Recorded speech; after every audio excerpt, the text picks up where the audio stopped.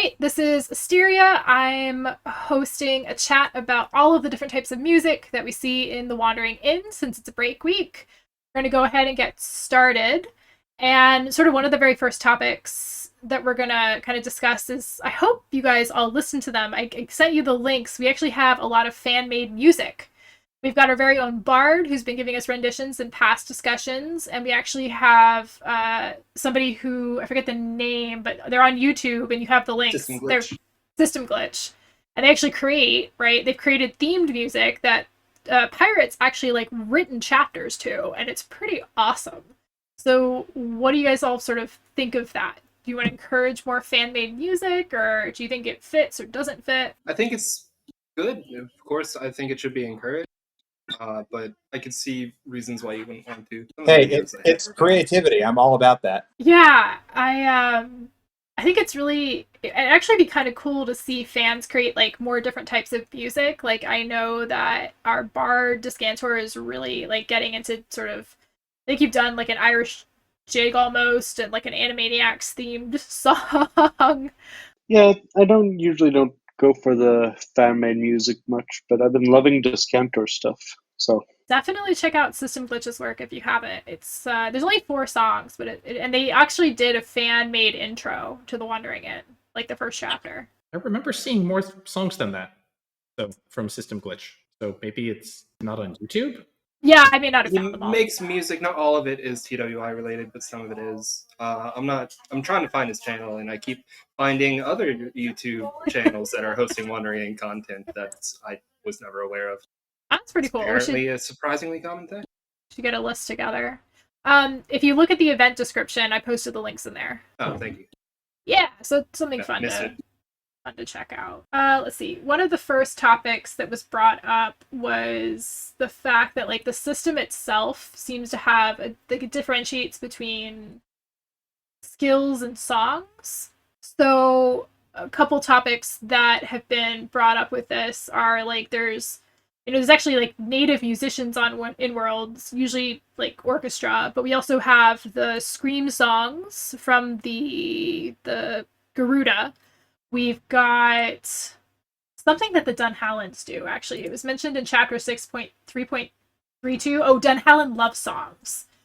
Dullahan? Dullahan. Yeah, Dullahan love songs. So we've got some native music before like Cara and Erin and everybody came along. Do you guys want to see more of that kind of mention going into the different races and species like music, or don't really care? Do you have any favorites? I mean, I really like seeing the art culture of, all the native groups. There's, Earth music and plays and things like that are starting to diffuse all over the world, but they had stuff before, they have whole civilizations. And, I feel like it would be kind of a shame if they just left all that on the floor and ended up picking up only Earth stuff instead of, looking at their own creative traditions. Like the Knolls for earlier on in some of the earlier volumes, they talked about how it was a irreconcilable contradiction about the stories that they told. They wanted to reach city Knolls, and then they were like, could you write down the story, but then you lose something by not saying it out loud. Doing a play would be perfect. It's just waiting for someone to walk up and say, hey, why don't you make plays out of all these old stories? So, something similar about, music. You don't want that distinctness and richness to disappear in the process of absorbing Earth culture. I think the more culture, so to speak, that they bring into the different races, the more the better it is, I think. And the songs and stuff are a great way of doing that, as well as the Earth songs. On the other hand, are I like it, but it depends. I don't want it to completely obscure everything else. I like seeing their native culture more. Definitely. So like we know that there is existing music on the Wandering Inn world. How do you think the Earth music, is it like just totally, how do you think it's going to change the existing music? Do you think it's going to, like, it's wiping it out? It's like replacing it? Like, what is it about the Earth music that's kind of getting people like really excited? Like, Kara's got the, the song recording stuff that the song stones or whatever they are that people play and listen to. Yeah, I am super excited for those Executioner Garuda down in Chandrar to discover death metal. They have that whole screaming music, and it sounds perfectly compatible. It's just waiting to happen. They're gonna have a stint with hair metal first. Can you actually, I mentioned it, but the screaming songbird Garuda thing was mentioned all the way back in volume 6, and we just got a reference again in it, like a couple chapters ago in volume 8. Like, it's a one sentence thing. And Pirate just dropped that in. I think everybody forgot about it, and I only found it because I was looking through the chapters. And now, suddenly we have a whole rendition. That's where Pirate does a lot of stuff like that. I always go back and find out there are these giant plot lines that are coming out right now that there was like one line or one word about a few volumes back. Oh, yeah. I'm super excited to see if we're going to get the Dullahan? Whatever. Dullahan. Dullahan. I really want to see the Dullahan love songs. Like, how does that work with a metal body? Do they like beat a rhythm against their bodies with different like pitches and things, like a drummer? I was expecting some kind of like rap, honestly. Some kind of love-themed rap battle. Really posh rap battles. Love to see that. I always picture them as the opera singers of Innworld. I wonder if we would have gotten to see them if we had selected the side pull option that had us look in at the date between what's her name? The cephalid and her metalsmith. Jalaqua, yeah. Yeah, if we'd seen their date, I wonder if he would have done one if we'd seen it there. I'm picturing a Dullahan that's made out of a bunch of different materials, kind of like those percussion musics that are using not instruments, like trash can lids, all kinds of other stuff, and they're just moving around a little weird, and just that's how they play the music. They're like a walking bagpipe of noises. We actually, and don't forget, like we've also seen the like the river dance people, right? When we were in the Tiandria, when the Lord of the Dance was doing like the competition, they had their own kind of beat or rhythm that they were doing as well. Actually, now that I think of it, was there mention of what was the music playing during the Dullahan waltz? Does Pirate go into it specifically? Wasn't it like really formal or something? Like, oh yeah, and it was slow, right? Like they move at a glacial pace almost. There's just so many different types. Like looking into this topic, I didn't realize just actually how many different types of music that there actually are in the Wandering Innworld. Like I always got caught up with the fact that everyone's so excited about the pop songs and like Erin singing, and they're like, it's nothing like I've ever heard before, and it's like, well, but you actually have a lot of different types of things. They do, but they probably don't have anything that's been anything like formal bands or any synthetic sounds. So I'm assuming you're in the pop music if they're trying to recreate them. Oh, that's true. Well, actually, one of the topics that somebody put a question in here for is just the idea of skills, right? We've seen a couple different bards. We have Numtongue, who's a soul bard, and we've seen him kind of riffing on the guitar and kind of recreating, I guess, rock and roll essentially.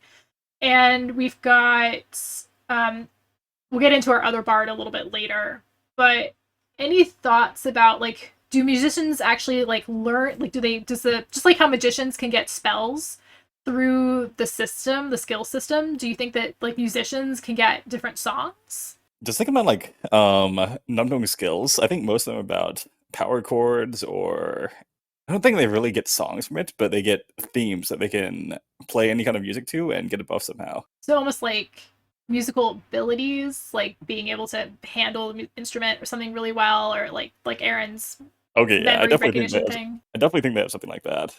I'm certain that at some point we're going to get a poem skill, but singing instead. Kind of jump straight over poetry.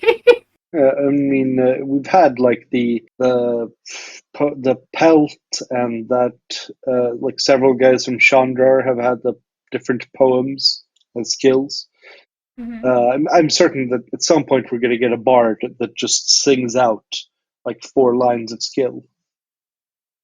Well, Bookworm has a good point. Song of Rejuvenation is actually one of Numtongue's songs. So there's like the songs that they play for entertainment, and then there's like actually, in fact, like Harmony of Mana. Like, so there's actually song-based skills. Oh fuck, I forgot all those things. Holy shit.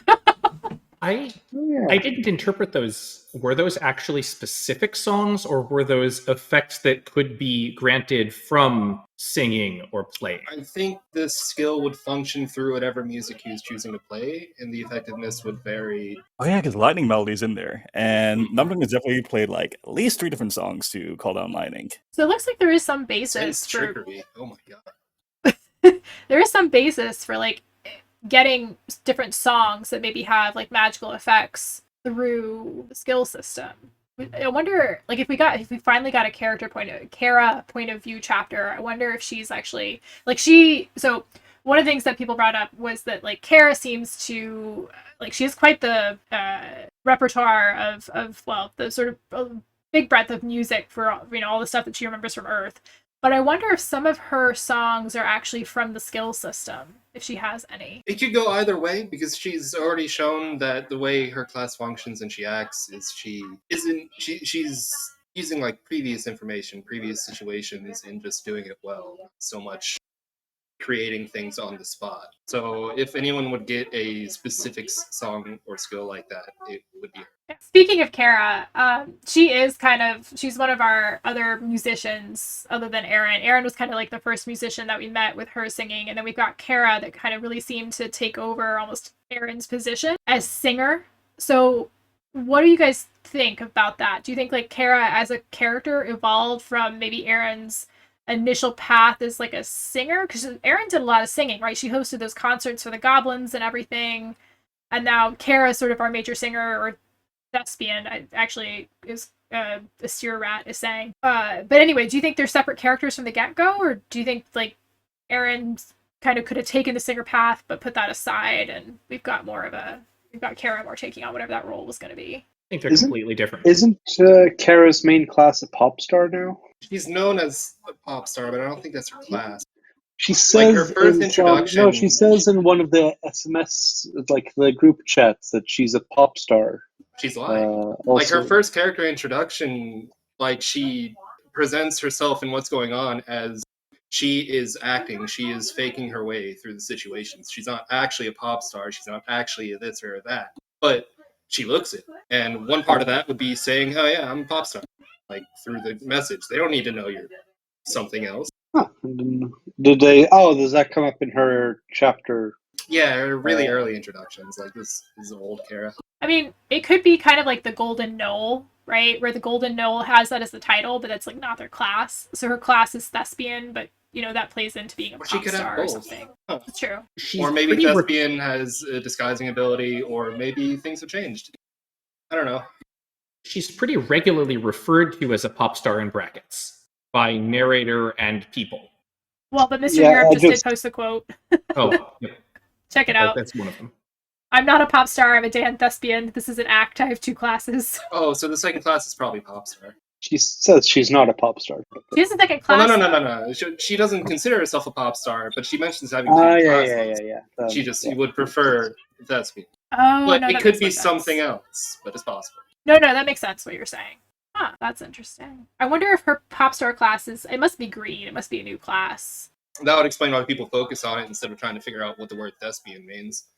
Yeah, that's true. You would think that our other actors would also be thespians, right? Our play acting group that's going around. Could be an upgraded class, or they just don't think of themselves that way because Erin kept telling them they were actors. Yeah, a perception of like what you are can also play into like what skills you get, as we saw with the what was it? Floss's crew, where she was like not a maiden attacking whatever maiden. She was a lord of attacking people. Oh, like the bandit lord instead, Marisar? Yeah. Lord of attacking people would be a pretty good class, though. Look, not all of us have instant recall of like what all the classes and titles are. Kudos to you guys for being able to grab them all. I hope we see a dramaturg in the future. What do you mean? I just discovered this word. What is the word? Dramaturg. What is that? Like, I'm getting it in chat. But it's basically like the theory and practice of dramatic composition. Yeah, it's like an editor or a literary. It's like a thaumaturg, but instead of magic, it's drama. That would just be the perfect name for a consolidated class. Like an Afro-Fusionist. Yeah, so The players So do where I could have a see that coming- writer they who do, edits Erin's old plays into new ones. and writes her own. Hmm. There's two of them, right? There's a female and a male, and one of them is like she's working on her own script. Last we saw them. I honestly only remember the Goth and the Tarangian group. I'm just waiting for the Mm. Wandering Inn musical, right? We with the playwright group again, and they need to put on a musical, and the whole chapter needs to be done in like song and rhyme. But Pirate might kill me for that idea. He said It's going to be the short first chapter. 50k chapter. No, it would be much shorter than that. It'd be There's here not for that many words in a musical. Just write a full musical. all the stage descriptions and things. It'd actually be kind of cool if Pirate did, just to change it up, but like reading almost like a script as a chapter. Dvorak already got. You already got ripped a new one for talking about the musical idea. Well, everyone's going to be salty when you talk about the Rent musical, because the Rent musical sucks. I thought it was super popular. Hot takes. Yeah, it is. Okay. So is Alright. Transformers. This is my Oshi food moment. Fair enough. Fair enough. One of we've talked about how each race seems to have kind of their own distinctive music style. One of the groups that we didn't mention actually were the trolls, right? So when the goblins were fleeing, right, the soldiers, they fled down into this cave and they came across the trolls. And this was like the first time we'd really seen the trolls outside of our kind of somewhat lame paladin with Lakin. She's not lame anymore, but you know, she was. Anyway, she punched an elf. She's good in my books. But what did you guys think of the trolls? Like they kind of communicated exclusively through that music. The trolls were great. It's a hard thing to deconstruct and then also apply to Doreen, because Doreen is just like simple country folk, not someone who grew up in the rhythm of troll life, whatever that may be. Not completely sure.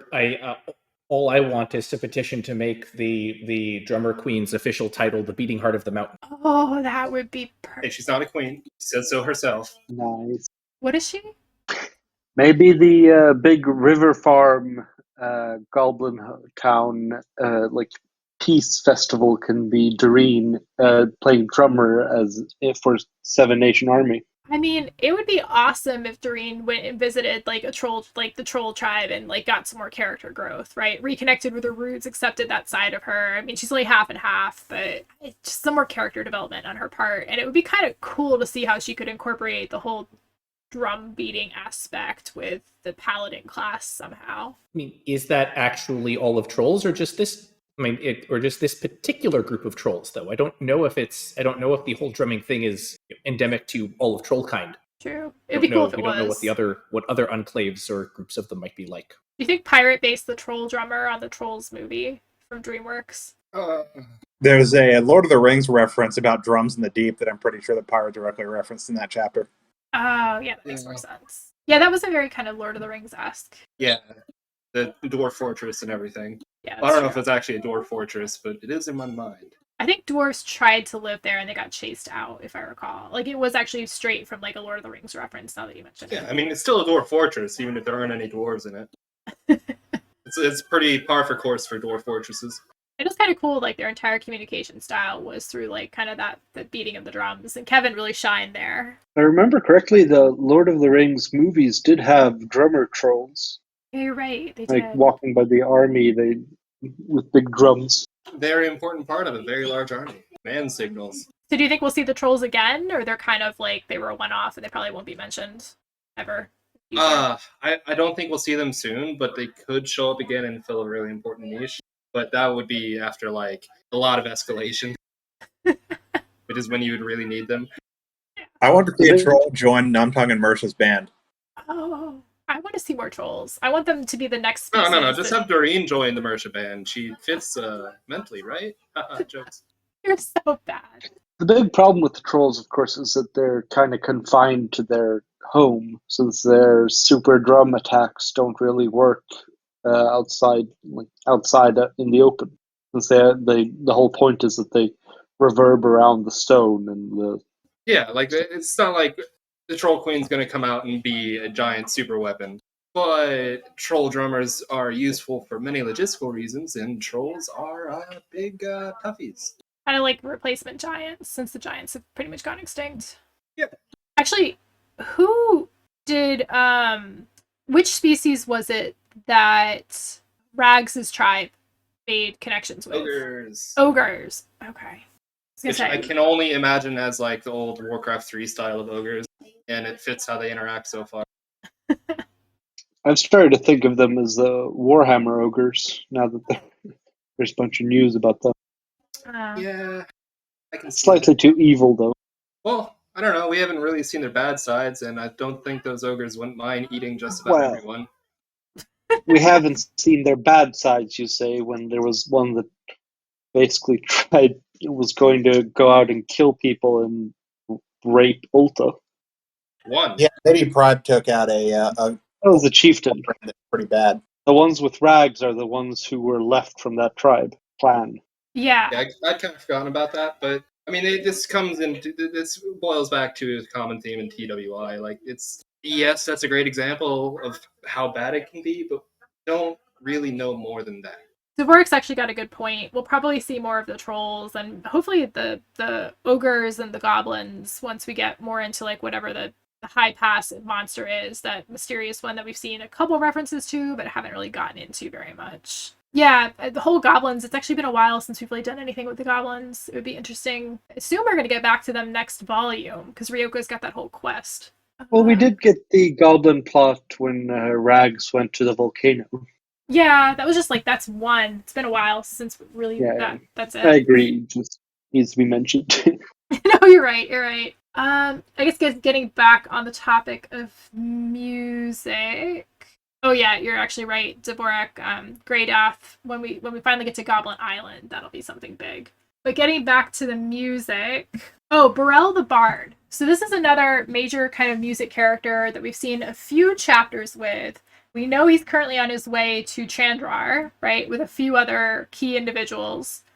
What role do you think he's going to play, right? He had a specific plot line where he's supposed to be a storyteller, but he's officially a meddling storyteller. So how do you think, are we going to finally see, it seems like this is sort of a larger theme that I was thinking about, like the Wandering Inn does have a lot of D&D references, it feels like. And the Bard in D&D references is, I think, usually known for like very sexual, likes to sleep with everything and everyone. And we haven't really had that. Chandra doesn't have any dragons for him to seduce, so what is a bard even going to do there? Jaws of Zako. So yeah, like what role do you think Barelle's going to play? Do you think we're going to see more of him, or he's just like a one-off? Is it going to be a horny bard? Wait, where did we last see him?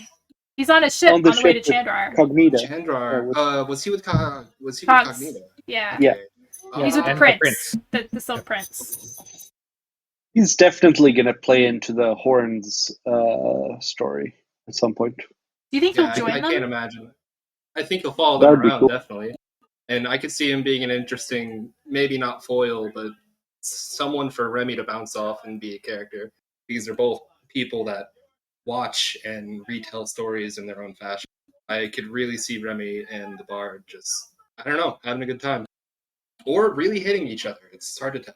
Yeah, because he's a meddling bard, and reporters are all like neutrality. So it's a pretty different underlying philosophy. Mm-hmm. I was going to say, like, Remy's kind of already fulfilling that role, right? He's going around capturing the stories. He's doing that for Kissem. So who do you think Barelle's going to end up with? Because I doubt he's going to end up with Nisa. Surely he's going to track down another story. I imagine him running face first into Remy pretty early on, maybe with the Cognita Into. I thought he was paired up with the prince, though. I thought he would go more for Yvonne and end up with the Empire, the very fallen. Okay, I feel like that's the best place for a meddling bard. I forgot that he was kind of more paired up with the prince and probably wouldn't be following Cognita around. I don't know how much that is. Go ahead. I was going to say, I don't. It feels like Noravia is the place that could most benefit from a meddling bard getting into things.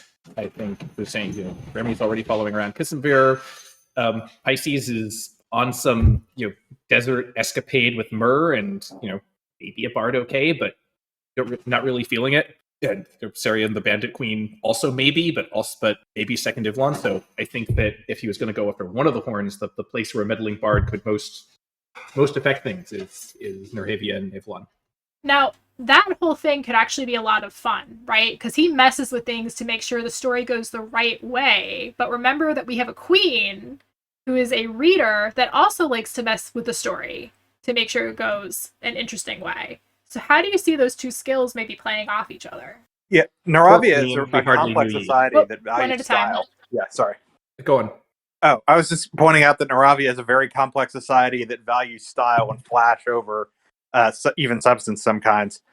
So Barelle the Bard has an opportunity to use charisma to good effect. He just has to watch out for people stabbing him in the back.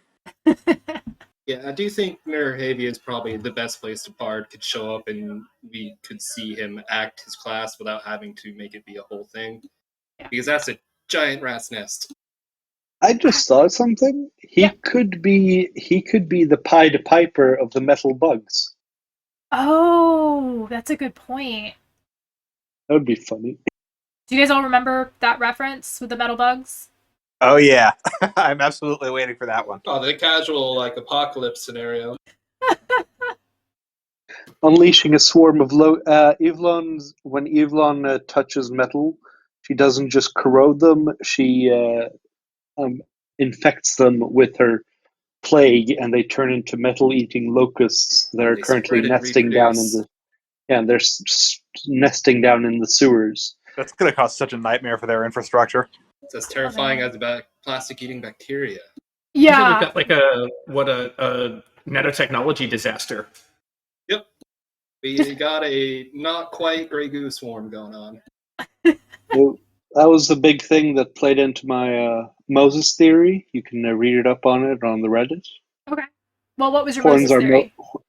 the horns chapters are following the Moses story, and I'm just waiting for Saria to part the seas to be able to say "I told you so" to a lot of naysayers. Where would she part the seas to go, though? It's not a It's about the complete journey, theory. not the destination. My theory isn't. I mean, she could part a little bit of sea. I'm not picky. Maybe the Sea of Sand. That was a suggestion. Yeah, there's oh gosh, we could probably spend an entire volume just following the horns around. There's so many key plot lines. I wonder. Arguably, we kind of have already. I know, but it's just getting started. Like all of volume 8 could just be the horns. Like forget Erin, forget whatever's going on in Balareros. We'll just follow the horns around for an entire volume. The horny has overtaken the plot. Actually, speaking of the siren, somebody did bring up the point that they would love to see some sort of sea shanty being sung by a ship's crew. Do you think the more time we spend with the pirates that we might end up with a sea shanty? Alabasterias. That was Alabasterias. Yeah, if Syria ends up pairing up with Bloodtear or someone else for some reason, I definitely want to see some sea shanties. Yeah, in pre-industrial societies, work crews of pretty much any kind used music extensively to regulate their breathing and coordinate their actions. So, singing for foremen or ship's captains or crews and things is absolutely called for. Do you think it's only the the pirates and the sailors that do the sea shanties, or the drowned folk as well? I don't see why both can't do it. I could see the drowned folk having two styles of it, since they also sometimes just breathe water. And that's a completely different frequency to work with. Yeah, soldiers have marching cadences too. I'm just imagining a bunch of drowned sailors gurgling water. Dolphin clicking and whale noises. And like Dory, really? Oh my god, chat would just be overtaken with fish references. So going further, Alabasteria says, since most Earth sea shanties are about specific troubles, parts of sailor lives, what would an in-world pirate sing about? Well, blood tier pirates in particular are pretty obvious. They sing about pirating and presumably a lot of blood. They're all about the glory of pirating, not so much, being actual pirates. But they also do that all the time, too. I mean, an idea that just sort of popped into my mind is a shanty about how every member of the crew of a ship got yellow rivers one by one in various situations. Oh my god, yeah. Or Two-Fingered Bill got sneezed on and died. I love the pirate nicknames. Like, I really want to see. I want to see more of their naming conventions. Those were where I was like, "Huh, these names are actually really great, and I love them, and I want to see more of them." Quinn actually did have a good point. Drowned folk really are against sound, right? When they're in the deep, because they don't want to be detected by the squid things or by, I guess, the pirate crews. So, like, what kind of music do you think that they would have? The naming, they don't really have a unique naming system for pirates. It's just that the names are super creative, like Two-Fingered Bill and things like that. But yeah, like, what kind of music do you think drowned folk would have if they have to mostly be in silence? You mind if I cut in on this, because Yeah, I yeah. was a former submariner. Oh, please. So I've done the running silent and that whole thing. It all depends on the situation they're in. If they're running silent, there would be no music. It would mean just that there would be no singing, no sound. But the majority of the time they're under aren't actually going to be under that situation. That's only going to be if there's environmentals they're picking up, some kind of risk, or they're in a known dangerous area. Most of the time, they would be able to partake in the song, partake in louder moments, stuff like that, with just more caution in the sheer volume that they would go to. But so, what kind of, was there any kind of unique music or anything, or like music preference when you were down in the submarines? well, for us, due to the fact that everything's so modernized, not really. I mean, everybody brings their own music underway. Everybody has their own music tastes from whatever they did before they joined. So you don't really have that kind of a unique culture anymore with sailors, and especially in the submariner culture, because it's so new compared to everything else. There's only been submariners for the last 100 years. So we don't really have that kind of a rich musical culture. True. Do you think in the Wandering Inn it would be a bit different, since it seems like the submariners have been around absolutely. longer? Do you think they'd They've use been like around smaller for instruments? thousands of years. Do you think they'd use like smaller instruments or bigger, because like there's a lot of tight space in submarines? Yeah, so they would compact stringed instruments primarily, probably not too much wind instruments, because we never went into air, what kind of air rejuvenation systems they use, but they have to have something, because Not like a they harmonica. can breathe underwater, but the scenes that we've seen, they were not. Okay. So they're probably not going to use much wind instruments. They're not going to use up their air supply like that. So it'd be an emphasis on percussion and string. And I think a thing about drowned folks is they individually vary so much that you might not necessarily need a lot of instruments to have a wide range of noises, especially if there are variants of their submarines basically that don't function with open air, that just are just fully submersed. They just breathe water. I'm not sure if drowned folk can actually do that, but if they can, that adds a ton of range to noises they can make from whatever they may be drowned folk versions of. I really want to know more about the drowned folk, and I would love to see it from the perspective of music, because like, Neil, now you mentioned all this, like, I'm really excited, and it would be really interesting. Yeah, I would love to see more about them. As it is, I was fairly impressed with the little bit that we've seen, because the submarine culture is not something many people know much about. And Pirate got a lot more of it right than I would have expected. That's good. Good to know. I feel like Yeah, I'm curious about. Go ahead. Sorry. No, go ahead. Go ahead. But yeah, I'm just curious about whether the drowned folk have issues with like getting tons of hiccups because they're transitioning between breathing water and breathing air. You know, that's what the hiccup reflex is designed to do, is to make that switch, and you're only really supposed to do it once, but we keep it for the whole rest of our lives. Didn't I haven't read it in forever, but wasn't the Depthless Doctor a chapter written specifically for a family member or something that was a submariner? A grandfather, I think. Yeah, I think Pirate's grandfather. I love that chapter. I know it's like canon but not canon, but that chapter was so I remember it being very poetic and it had a very great like creative element to it. I'd love to see that again. Or a style like that again. Let's see. So, okay, so just changing topics a little bit. We ants and music. Right? I know we talked a little bit about the races earlier, but there's this whole thing that like, right, it was a big deal when Bird was singing to the queen and she was just like, what is this?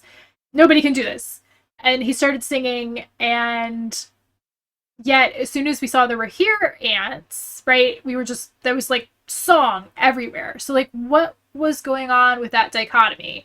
Because originally ants couldn't sing, and then suddenly the first glimpse that we got of those forgotten or those lost colonies, like song is everywhere. Well, I it's think the they're grieving in Israel. Sorry. Also, yeah, I mean the Israel ants, they didn't have the singing ability because they're shit because they were made by a bunch of interns. But the ones in rear were being led by the Centennium Bard. So I mean, if anyone would sing, it would be those particular Antinium. And also, we know that several of the Centennium, I think Rimmer could sing, and that the Free Queen's teacher queen sang a lot. I think it's, you wouldn't think it would be that. Like, what do you think it's limiting the ant, other than like the soldiers that don't have voices? But like, what is limiting the ants from singing, right? Because really the difference between singing and talking is just, I don't know, like trailing your words a bit more. It's the same thing as same thing as when they like they have the gluten allergy because it was just a thing they could it feels like they're min-maxing everything. They're not particularly creative, and they're not particularly built to function in that way like other ants would be. Well, Anand also got shut down when he tried to sing. I don't think that was just because he's terrible at it. I think that it's actively being discouraged. Oh, There's a maybe not actively, but just individual queens not liking it or just disagreeing with something that doesn't go with their flow is definitely a big reason it's not more common. I mean, that sounds like active discouraging, at least in that hive. I don't want to say mean- it's like passive actively, but yeah, I can't disagree. I just can't bring myself to agree either. didn't she like break down when she heard the singing? Like she just had a fit or something? Yeah, that's what I remember. Yeah, she had a bad time. So maybe it's not Yeah. that ants can't sing. There's something about music that the queens on Israel are actually like suppressing, other than the Free Queen. Yeah, they're grieving and traumatized. They don't want to celebrate until they get back on track, and then I think that's actually an obstacle to them getting back on track. The individuals are Yeah, I interpreted that as reminded of the Antinium, that like the actual song making Antinium that they used to have, and they're just really traumatized by everything they've been through. That's fair. I just wondered if they'd like lost a singer or something on the way. Like there was some big character or something associated with music where it's like, why is this such a like music I specifically? feel like there would be. I really feel like there would be. I don't know what flavor it could be since the clear bard is still back at rear. But there are just so many missing Centennium. You know, like what, 15 of them? As I said before, the Free Queen's teacher who died on the trip used to sing a lot. That's what she says to Bird when Bird starts singing. Maybe a big part of Ant's society was actually teaching each other through music. It's a good way to scale out a situation to the masses. You know? On that And note, that goes back into the work shanties and sea shanties and stuff like that. And that's why the intern queens are so bad, because they never had got sung to. do you think? They're music dance. But actually, on that note, intern queens just mean that they're not like full queens, Ashok. They don't have like full ability. And Bookworm said it might be because like the ants don't have emotions, which might be true. Until they feel something, it's hard to express themselves. But I wonder if the singing is also like, we remember how we talked about that mental link where they're able to like all tune in to each other. Maybe it's like through some sort of frequency that's not like mental, but it's like a frequency that everyone else can't hear, and it's somehow tied to song that like you said, focuses them all. Like, say, it functions off of the resonance of multiple songs and Yeah. other things happening beneath. Yeah. And pushing itself up and out. Yeah, I wonder if I mean, it's a far right guess, but it would be interesting to see if that was like the reason that they're so against, I don't know, music, was just the loss of that resonance with each other that's constant otherwise. But yeah, let's see. So we're down to the last few minutes of the recording. A couple other random questions that we didn't quite get to. Do we think drakes can play guitars? And what kind of music would dragons have made? And I'll get to whoever's the anonymous lemur. I'm going to end with your question. So no. Yeah. So didn't we see Dallas play the guitar at one point when he was doing that band with Numtong and Mersha? Yeah, it mostly is a silly question, but maybe they have to have like reinforced strings or something so that their like claws don't just utterly rip through. It depends on what the string's made out of, and they just be gentle enough. All right, how about dragons? Do you think dragons have some sort of special music, or dragons do everything else but music? I can't imagine that they don't have music, but I could see their version of music being many more steps than what most people consider music. And this is a series I read a while back that had a really good example of this. Just like the version of dragon music being more of a symphony of elements instead of what most people would consider a like written music. True. I hope we get more dragons. I know there's only like 3 right now, but it would be nice to get some more. Yeah, there's the Beast of War, and there's the undersea dragon that we've heard about, but we've never seen. Yep. So we've got a giant sewer dragon? Ocean dragon? Oh, the sewers flow into the oceans. You're not wrong. Well, some don't. It all ends up in the ocean one day, one way or another. Not if it skips straight to the magma. We do have Trash Dragon. It works, right? You have dragon. Haven't seen Trash Dragon again. He's totally not king author of dragons. Definitely not. Well, he doesn't have the stick anymore. I mean, that's fine. It's a stick, not Excalibur. Are there any other topics that we didn't get to, or any other questions or considerations that you guys wanted to think about or talk about? I kind of want to see Lizardfolk music. It seems like they do like really weird music. They make music out of anything. Yeah, they're so gregarious. It seems like they would take it as an opportunity to be social with large groups. I imagine like some instruments that are like the really like redneck. You're playing with the thing you like push clothes against to help dry it off. Oh yeah, they would Doing pots definitely and blow in. pans, just Yeah, they would anything definitely that you blow can in hit bottles. against something else. I always thought of the lizard music, lizard Get the culture, banjos going. is kind of like the old bacchanal like madness, right? Because they go mad and descend into those frenzies, and that always reminded me of like whatever happened at bacchanals, like that kind of music and that crazy women that got drunk off of the wine and like would eat people. So maybe Mediterranean music or some sort. Yes, the Maenads. I feel like the Lizardmen might be the comedians of the musical world also. So, like that guy who does silly renditions of famous songs. Weird Al. Like Weird Al. The Angry Worms. Yeah, they. Yeah, I can see that being kind of a standard. They're all about practical jokes and tricking people and laughing at people when they fall on their faces. But like the Lizardfolk are kind of an interesting example because you could easily go into very different genres once you start considering like evolutions. It's like changes in acting and personality that may come with just being. Like I'd imagine a Lamia has a different, maybe music standard that they enjoy just from a physical point than say a Gorgon. Fair. I also remember that species are not necessarily monocultures, so you could have a bunch of different musical traditions that are within. I was trying to like focus even on the actual like physical makeup of their ears, maybe, or how they perceive or think. Oh. No, you're right. The whole multiple cultures thing is also like a giant variable, and lizards would cover every genre just purely because of that. And like Nagas would maybe fall under those types of like, you remember those, like there are those snakes or whatever that are entranced by the pipe. There's some sort of pipe that's played.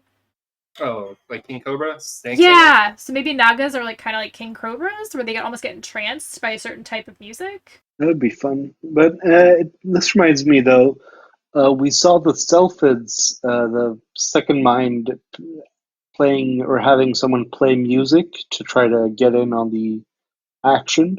Oh, yeah. Go Do ahead. you think there's psychic music that they play to each other, and how would that sound? That would be.